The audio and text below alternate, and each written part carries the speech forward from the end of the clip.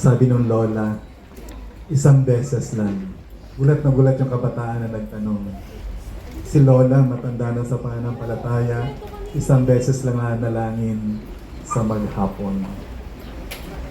Lola, di po ba dapat nanalangin tayo ng madalas? Oo, sabi niya. Kaya isang beses lang akong nanalangin kasi sinusunod ko yung payo sa 1 Thessalonians 5:17. Sino po nakakaalam ng 1 Thessalonians 5:17? Ang sabi doon ay, pray without ceasing. No? Si Lola tumanda, naging huwaran kasi tuloy-tuloy ang kanyang pananalangin. Yan tayo mga kapatid kasi ang temptation sa atin bilang mga tao, katatayo mo pa lang, no, mula sa pagluhod, pagkatapos manalangin, iba na kagad yung laman ng isipan mo. No? Kaya yung sabi ng Apostol Pablo, pray without ceasing. Paano po tayo magpatuloy mga kapatid? Ay ilang announcements. Meron pong nagbigay sa akin ng isang box na Great Controversy, Tagalog. Ano? Kung kailangan nyo po ay sabihin nyo lang po sa akin. At yun po ay walang bayad. Ano po? Pangalawa, meron pa pong isang devotional na Tagalog na nandito pa po sa akin. Yung wala pa pong devotional ay kunin nyo po sa akin yung nag-iisang devotion. Habang Marso. Baka po kunin nyo sa akin ng Disyembre. Sayang naman. Tapos na. Okay. So mga kapatid, no? Samantalahin po natin. At meron tayong yung sa'yo. Sorry. Sorry. Huwag na po nang kunin yung devotional. Sabi ni Sister Debbie, akin yun.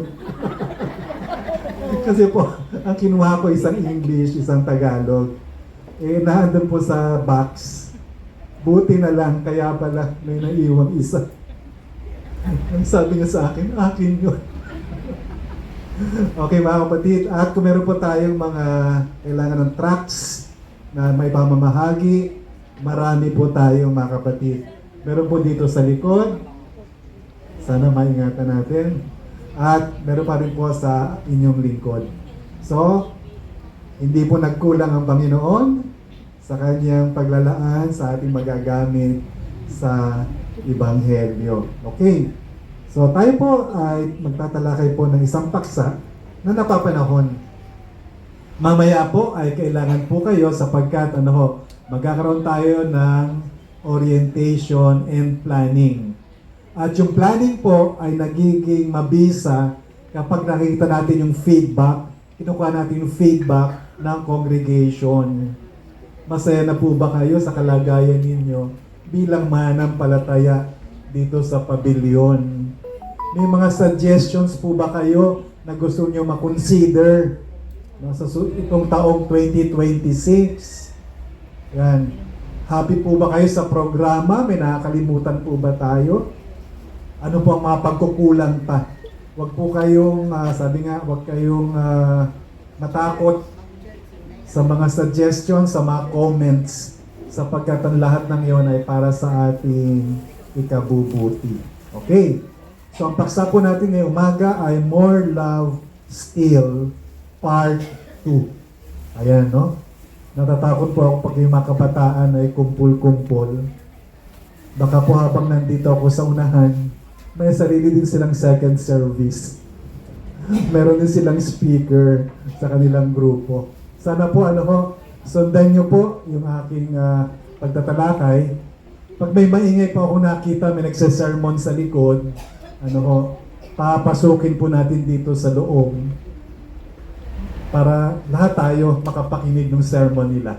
Okay? So mga kapatid, tayo po yung buko sumandali sa isang panalangin. Ama naming Diyos na mapagmahal, muli ay dumudulog po kami sa iyong banal na harapan. Nais po namin, Panginoon, na kilalanin ang iyong presensya sa aming kalagitnaan. Sana po, mga mahal na Diyos, habang kami po ay sama-samang nanambakan, higit sa lahat, maalala namin na kayo ang dahilan kung bakit kami narito ngayong umaga. Maraming salamat sa kaloob na banal na Espiritu Santo. Ito po aming dalangin sa pangalan ng aming Panginoong Jesus. Amen. Amen. Kung nakita niyo po sa aking screen, ayan. Ano po? More Love Still Part 2. Bakit More Love Still? Tutunghayan po natin yan sa pagpapatuloy nating pag-aaral. At marahil makita niyo po yung may kulang pulang bahagi. Ano po? Simula po ang inyong lingkod ay nakabalik sa pananampalataya. Ano po? Ang totoo niyan ay konting kwento. Si Brother Paul po ay kaklase ko yan ng high school. Ano? Nag-aalala siya ngayon. Baka ano may kwento ni Brother Alex. Oh. Safe na safe ka kay Sister Tess. Ano ko? Kung tawagin namin siya sa school, mga kapatid ng high school, ay Badong. Kasi nga, sa Badista. So, kung tuksoy namin siya ay si Badong. Ayan ho. At, alam niyo po, ako po'y nabinyagan no high school po. No? After nung graduation sa high school. At, nung ako'y nakapanumbalik mga kapatid, nabinyagan ako ng high school. Pero nakabakasyon po ako. I experienced to be a backslider. Mga kapatid, backslider po ang inyong lingkod. Ano ko, na nakapanumbalik. At nung ako'y nanumbalik mga kapatid, naging aking personal na layunin na ano po, searching for meaning within the Seventh-day Adventist Church. Pero yung mga kabataan ngayon, hindi na ma-feel ito, Father Itoy. No? Hindi na ma-feel. No? Paano ba ang damdamin ng isang dating manampalataya na tumalikod at muling nakapanumbalik? Kaya sabi ko, every time na ako may pagkakataon, tatalakayin ko ito. A search for meaning within the Seventh-day Adventist Church.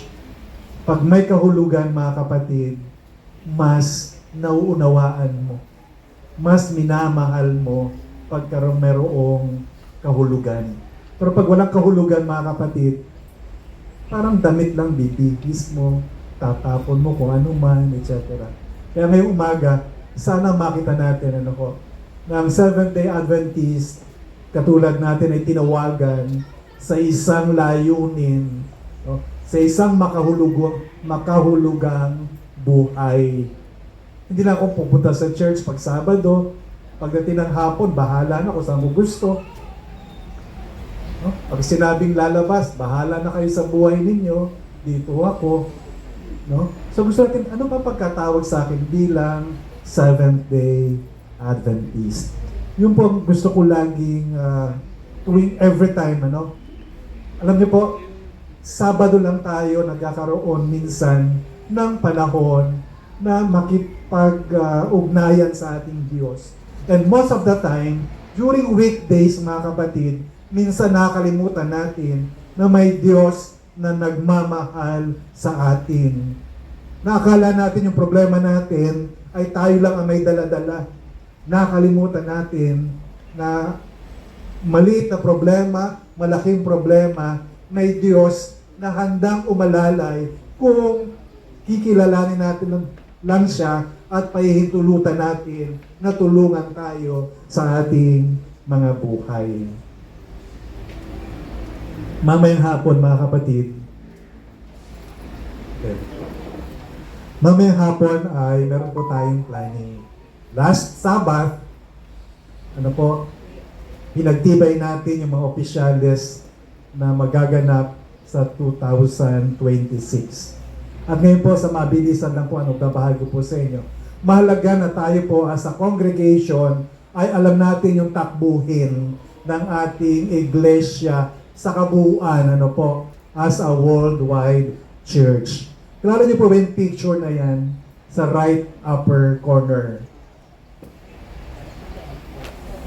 Siya po ay si Presidente po ng ating General Conference, no? Si Pastor Ayrton Kohler. Okay. At ano ho, nung pinunta niya si Pastor Ted Wilson, no? Merong tayong takbuhin sa loob ng 5 taon. Ang ating pong presidente sa General Conference ay nagpapalit every 5 years. Inihalal po ito ng mga kinatawan sa lahat na bahagi ng mundo. Nagpapadala ng delegate representative doon sa General Conference. At para po sa taong 2026, 2030, ano ho, ito naman po ano ho, bilang tugon no, ng ating division. Ang material pong ito ay galing sa ating personal ministry, ano po, ng division, no? At madalas yung marinig mga kapatid ang tema na grounded in the Bible and focused on the mission. Sa susunod na mga taon, marinig po natin itong sabi dito ay byword, no?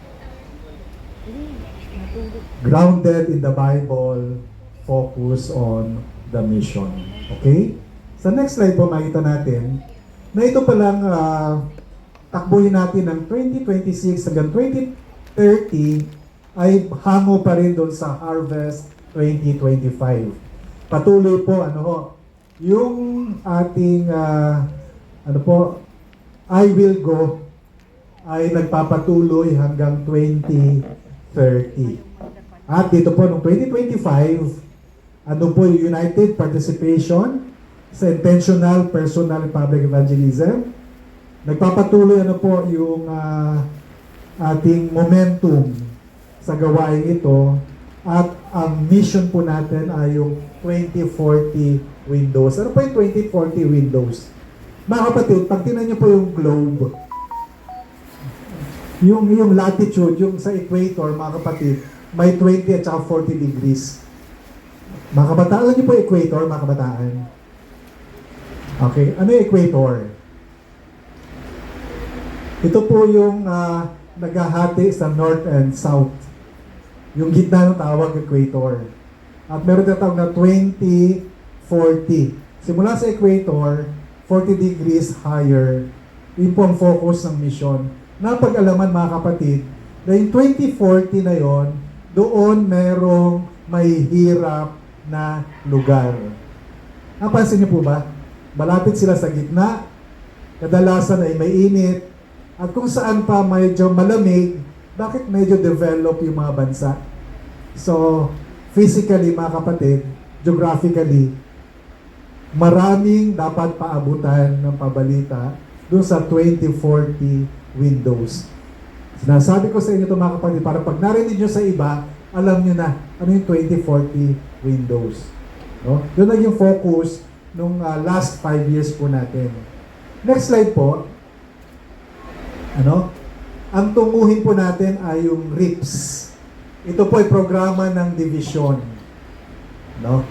Kung paano ito ikakaskate ng mga mission, ng mga union, ay hindi ko po alam. Basta alam natin, ito ang takbuhin. So, bibilisan ko po. Ano? Next slide. Sa 2026, mga kapatid, anong plano ng division? Mission Reach 26. We intentionally reach out to people, places, and possibilities, transforming lives with the light of hope, love, and extending the grace in truth of our message to new territories and heart. No, mga kapatid, ano? So, tuloy-tuloy po yun po. Kaya lang, bago ng teritoryo. Hindi na yung dating ginagawa natin. No? Dapat nag-iisip tayo, alin pa ba yung hindi namin naaabot, no? Hindi lang as a division, kundi as a church. As a company. After all, sabi nga, no? The building is not the church. We are the church. The members are the church. Okay. Next slide po. 2027, no? Sa 2027 po, magkakaroon tayo ng One Voice 27. Ano po yung One Voice 27 na ito? Ito po yung ano ho, the whole church is mobilized to reach billions of people throughout the world with the digital platforms and personal ministries. Mga kapatid, ano ho, yung ating digital ministry ay bibigyan ng emphasis dito po sa year 2027. So ngayon pa lang, yung mga Facebook po ninyo ay pwede nyo pong gamitin o i-evolve na hindi lang yung My Day ko ay tungkol sa mga pinagagawa ko, kundi yung My Day ko kung anong pinagagawa ng Diyos para sa akin. Magkakaroon po tayo ng, may tawag po sila dyan. Next slide, One Voice 27, Mission for All. Makikita nyo po dito no, sa right na portion, no? September 2027, all media, no? The Messiah. Ayan. So, prayer, initiatives, Daniel Revelation, the Desire of Ages. Ano pong layunin? Church mobilization, Bible study, classes, harvest, events. So, kung kayo po nakaisip na magandang evangelism program, gawin na po natin ngayong 2026 at ma-refine po natin ng 2027. Next slide po. 2028. Ayan, no? Steadily advance in our mission and methods and with courage and motivation. Okay, tuloy-tuloy. At sunod na slide, 29. No? Lift Jesus Christ as our Savior and Lord and preach everlasting gospel in the context of three angels' messages. At bawat taon po mga kapatid, ay mayroong reaping campaigns. 2020, 2030, ayan, discipleship and planting. The cycle of soul winning and ensuring long-term impact on future generations.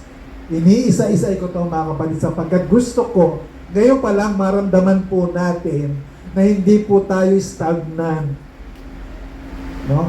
Na kung ano tayo ngayon is the same as 10 or 20 years ago or 5 years ago. Kung sabihin natin, 1 year ago, Brother Alex, ibang-iba ako ngayon. Kasi nga, dahil alam natin yung takbuhin ng World Church. Pag uwi ko sa bahay, mag-iisip ako, ito ang pagkatawag sa akin ng Panginoon bilang Seventh-day Adventist. Ano ang magagawa ko para sa aking Diyos? Slide number 13, mga kapatid. Nilagpasan ko yung iba. Fast forward po tayo. Sige pa po. Sige pa po. Sige pa. Yan. So, sabi ko nga po, lagi nating maririnig yung grounded in the Bible, focus on the mission. At sa baba niyan, mga kapatid, maririnig nyo, our calling. Oho. At makikita po natin, no, next slide, meron po natawag na 4 strategic priorities. Doon po sa baba, 4 po yan.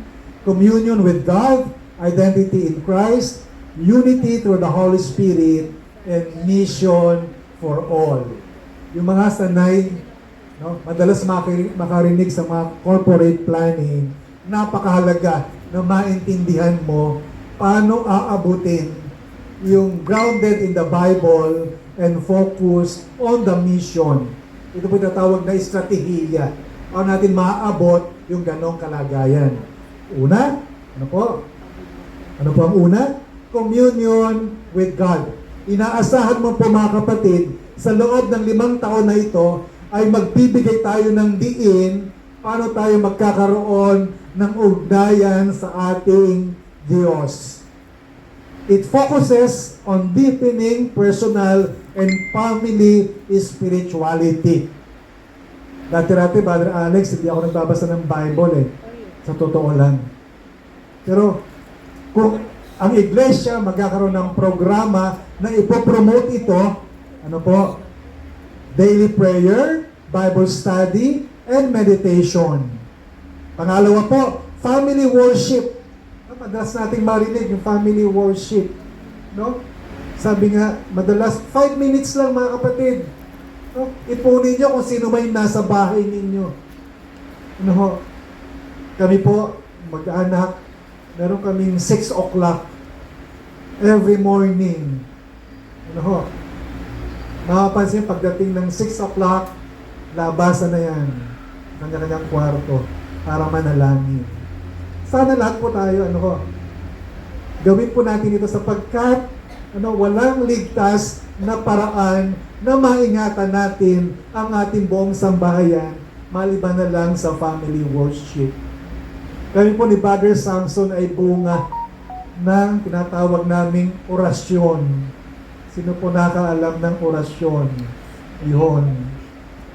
Relate yung ating mga great generation ang tawag sa kanila.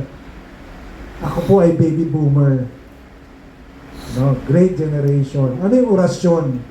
Ang tawag ng iba ay Angelus. Iyon, nakarelate na yung iba.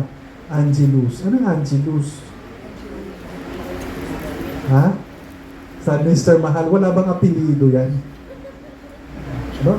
Alas 6 ng hapon, mga kapatid, saan ka man nandoon, pag narinig mo yung tunog ng kampana, tatakbo ka na ng uwi sa bahay sapat kayo mananalangin.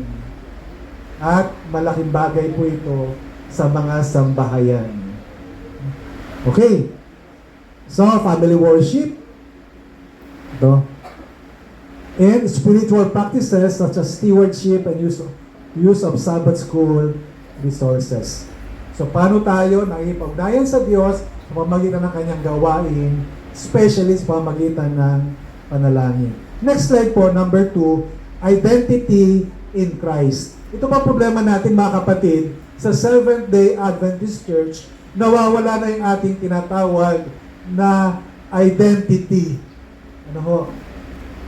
Iba na yung mukha ng Seventh-day Adventist na pagka minsan, di mo malaman, awit pa ba namin yun? Merong isang pastor na nag-testimony, napunta siya dito sa Philadelphia. Araw ng Sabat, mga kapatid. Sa Philadelphia po ay maraming mga black people. Nakita niya, ay may mga tao nagwo-worship araw ng Sabado. Pumasok siya. Habang nandun siya, mga kapatid, sabi niya, Adventist ba ito? Iba yung music nila. Iba yung mga African religious music, kakaiba. At ang napasok pa niya ay natawag na Celebration Church. Mga kapatid, mabuti rin po ang kanilang musika. Kaya lang minsan tayo bilang mga Seventh-day Adventist, ang galing nating mag-merge sa sanlibutan. May tawag sila dyan Alam niyo yung unyango? Ano sa English? Chameleon, no? Ang galing natin mag-blend. Ang galing natin mag-blend sa mundo na hindi mapakita yung ating identity as a Seventh-day Adventist.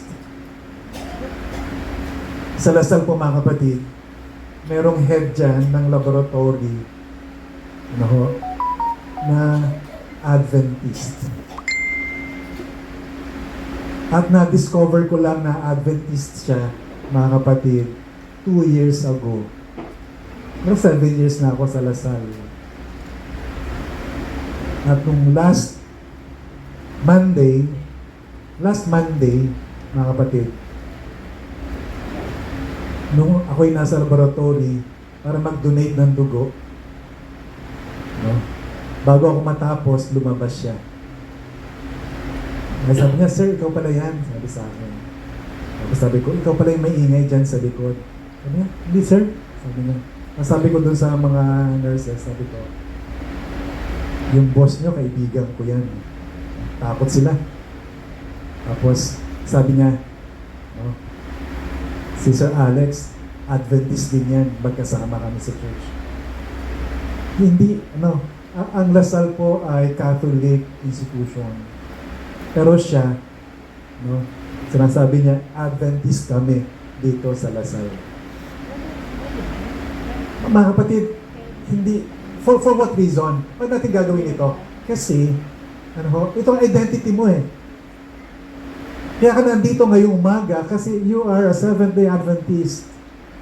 Sa ayaw mo, no, at sa gusto, Seventh-day Adventist ka.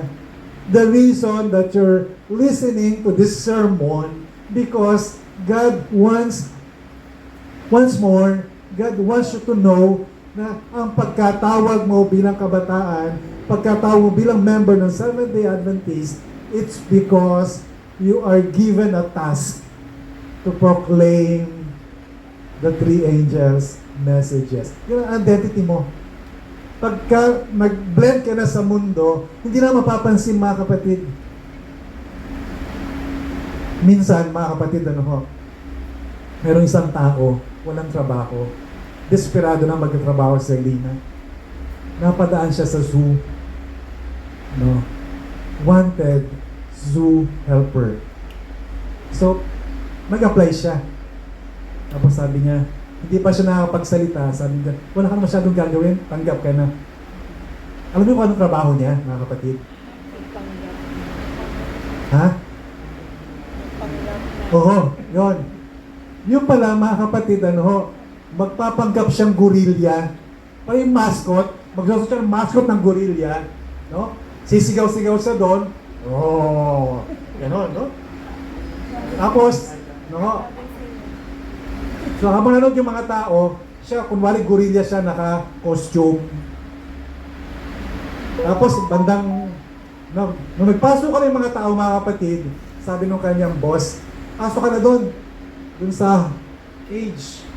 Andiyan na yung mga tao, inaantay ka na lumabas. Eh siya, sabi, daling trabaho naman ito, sabi niya. So paglabas niya, gano'n mga kapatid, nakita niya yung leon, nakatingin sa kanya. Nagsisigaw siya. O sabi nung, may narinig siyang boses, kung mahimik ka dyan, mawala tayo ng trabaho. Yung leon pala, tao din. Minsan, ang dali nating mag-blend na hindi mapapansin. Minsan tuwan-tuwa pa tayo na hindi na alam, Adventist ako. Na in the process, we're compromising our principles. Ano pag pinapasok ko na araw ng Sabado? Sabihin ko, I cannot be present because I'm a Sabbath keeper. Okay. Next po, So yung identity po natin ay para muli, ano ka ba talaga, kabataan? Kasama ka pa rin ba doon sa nagtatampisaw doon sa ilog ng kompromiso? Okay. Third, unity through the Holy Spirit. Ito po yung mga gawain sa mga susunod na panahon. Aims to strengthen unity in the body of Christ by promoting cooperation, fostering harmony, encouraging cross-cultural respect and reconciliation.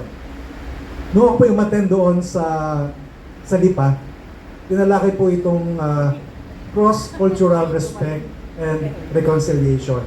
Kasama po dito yung LGBTQ community. Ano natin, pinakikitunguhan itong cross-cultural, open and close quotation marks. Bias po ba tayo? Nakita mo pa lang, ay, cross-dresser pala siya.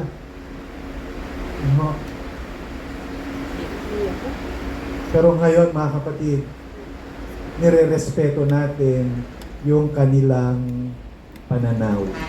Subalit ang iglesia, merong standard tungkol sa LGBTQ++, kung ano man siya. Okay, and lastly mga kapatid, mission for all. Ang mission mga kapatid ay hindi lang po sa loob ng iglesia, hindi lang po gawain ng iglesia, kung hindi po to ay individual nating pakikilahok sa gawain ng Panginoon. And bakit ako makikilahok? Ito po yung greatest challenge. Ito yung talagang, Brother Alex, alam mo, kung tatanungin mo, ayoko maging officer eh. Bakit? Hayahay ang buhay ko. Wala akong obligasyon. Wala akong responsibilidad. Pero kung titinan mo yung buhay mo, dito na lang ba ako habang buhay? Ito ba yung pagkatawag sa akin? Doon na lang ako sa sarili kong relihiyon dati. Upo ka lang, isang oras lang, okay na. Okay. So, balikan po natin itong binasa ni Brother Lito. Luke 7:47. Meron po kayong mga bandal na kasulatan? Inais ko pong basahin niyo po ito sa inyong Biblia. Dito po sa aking banal na kasulatan, ganito po ang pagkasabi. Kaya sinasabi ko sa inyo, ang marami niyang kasalanan ay pinatawad na, sapagkat siya ay nagmahal ng malaki, subalit ang pinatatawad ng kaunti ay nagmamahal ng kaunti. He who has forgiven much will love more. Ito kaya ang ating kulang mga kapatid sa pagkadama. Alam mo ang kwento nito? Yung babae, hindi pa? Kukwento ko. Okay, summarize po natin mga kapatid. Meron isang babae na nung makita niyang Panginoong Jesus, may dala-dala siyang ungkwento. Pabango. Binasag niya yung ungkwento, ipinahid sa ating Panginoong Jesus. At si Simon na ketongin, hindi si Simon Pedro, sabi niya, nasa isip niya, sabi niya, kung propeta itong lalaking ito, sana alam niya na yung babae na humawak sa kanyang paa ay isang babae makasalanan. Ang babaeng yon ay si Mary Magdalene. At alam natin yung kwento ni Mary Magdalene, mga kapatid. Tapos, nabasa ng Panginoong Jesus ang iniisip ni Simon. Si Simon na ketongin ay siya yung pinagaling ng Panginoon. At siya yung nagbigay ng piging in honor of Jesus. Tingnan niyo pa, Parang relate tayo, Yung piging in honor of Jesus, and yet, pinagdudahan niya kung talaga ba ito ay propeta. Hindi lingid sa kaalaman ng Panginoon yung iniisip ni Simon. Kaya po, sabi ng Panginoon, Simon, halika. Merong dalawang tao na may utang sa akin. Yung isa may maliit na utang, isa may malaking utang. At pinatawad ko sila pareho. Sa palagay mo, sino ang higit na magmamahal sa akin? At sabi ni Simon na ketongin, o pinagaling mula sa ketong, ang sabi niya, kung sino yung may utang na malaki, siyang magmamahal ng malaki sa Panginoon. Ang problema pa mga kapatid, ay hindi natin maramdaman na malaki ang ating pagkakautang sa ating Diyos. Meron tayong self-righteous attitude. Mabuting tao naman ako, Brother Alex. Wala akong bisyo. Pag minsan-minsan, nagbabiolate ako. Pero, generally, mabuti akong tao. Pero mga kapatid, naalala niyo po yung dalawang tao doon sa templo.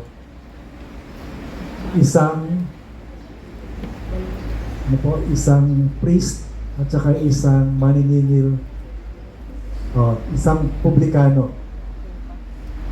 Yung publikano ay Panginoon, dinadagukan yung kanyang dibdib. Panginoon, patawarin mo ako, isa akong makasalanan. Halos hindi makaharap sa Diyos. Narito naman yung isang Pariseo. Sabi niya, Panginoon, salamat po. Hindi ako katulad nitong publikano na katabi ko. We are so full of our righteousness, ourselves, that we haven't realized yung ating kakulangan na pinunan ng Diyos. Na yung ating pagkakautang na pinatawad ay malaki. Binibigyan ko din ito mga kapatid sapagkat itong gawain na ito ng ating iglesia ay magiging masigla tayo mga kapatid every time na makikita mo how much God has sacrificed for you para sa iyo lang. Okay. Next slide po. Sabi po, Romans 8:32. He who did not spare his own son, but gave him up for us all, how will he not also, along with him, graciously give us all things? Siya na hindi pinagkait ang kanyang kaisa-isang anak, alang-alang sa iyo, meron pa ba siyang kayang hindi ibigay para sa iyong kabutihan? Di mo ba? Wala ka nang hihingin sa Diyos. Mga kapatid, kung makikita niyo po kung paano kami iningatan ng Diyos sa aming buong sambahayan, wala kang magagawa kundi magpasalamat sa Panginoon. At mga kapatid, hindi kayo pababayaan ng Diyos katulad ng ginawa sa aming pamilya. Kabataan, pansinin nyo ito, tandaan nyo ito. Pag ibinigay mo ang buhay mo sa Panginoon, bahala na siya sa iyo. Hayaan mo lang na gawin niya ang gusto niya sa buhay mo. Next slide po ang sabi, yung highlighted portion na lang po babasahin ko. It is when we most fully comprehend the love of God that we best realize the sinfulness of sin. Yung kasalanan po ay nagiging matingkad pag nakita mo ano ang katumbas nito para ikaw ay mapatawad sa kasalanan yon. At ang katumbas noon, mga kapatid, ay buhay ng anak ng Diyos. Kung buhay lang ng ordinary na tao, okay lang, Brother Alex. But if it was about the life of God's Son, ibang usapan na, mga kapatid. Ganun kakahalaga sa Panginoon. And next slide po ang sabi, paborito ko po itong text na ito. So I will very gladly spend for you everything I have, and expend myself as well. Sabi na Pastor Pablo, lahat ng meron ako, gagastusin ko para sa iyo. Pati buhay ko, ibibigay ko para sa iyo. And ang sabi po, yung highlighted, if I love you more, will you love me less? Pag minahal kita ng sobra-sobra, mamahalin mo ba ako ng kulang? Diba? Mga kapatid. And next slide ang sabi, Psalms 116 verse 12. Sana po, mag-sink in sa atin itong tekstong ito sa Psalms 116:12. What shall return to the Lord for all His goodness to me? Naging mabuti po ba sa inyo ang Panginoon, mga kapatid? Isa lang? Naging mabuti po sa inyo ang Panginoon, mga kapatid? Salamat po. Kung naging mabuti sa inyo ang Panginoon, ano naman yung ating igaganti sa kabutihan ng Panginoon? Isipin mo na lang, kaya umaga ibinangon ka. Kung ano man ang masakit sa'yo, nakapunta ka sa church. Buong sanlinggo, Ang daming pagpapala, iningatan ka. Ito ba? Ano pa ang magiging dahilan para hindi mo gantihan ang kabutihan ng Panginoon? Next slide po. Yung may kulay pula po na highlight. Those who feel the constraining love of God do not ask how little may be given to meet the requirements of God. They do not ask for the lowest standard, but aim at perfect conformity to the will of their Redeemer. Seal daw po, no, na nakadama, na nagtutulak na pag-ibig ng Diyos ay hindi magtatanong ano yung pinakamaliit. Di ba pagka minsan, Mare, mag-donate ka naman. Ito yung pagpipilian. No? Yung mga yearbook. Sabihin mo, Mare, alin ba yung pinakamura? Ay, di ba? Pero pag nadama mo yung pag-ibig ng Panginoon, hindi mo hanapin yung mura. Ano yung pinakamahal para sa gawain ng Panginoon? Magkano yung libro? Yung Desire of Ages po ay may siguro 1,800. No? At sabihin mo, ito, ibibigay ko ito. 1,800, ibibigay ko. Alang-alang sa pag-ibig ng Panginoon. No? Next slide. Gusto ko balikan ano po. 2 Corinthians 12:15. If I love you more, will you love me less? Sana po mga kapatid ngayong umaga, higit sa lahat, pagkatapos po ng pag-aaral na ito, dalhin natin, alalahan natin sa buong araw ng Sabat na ito.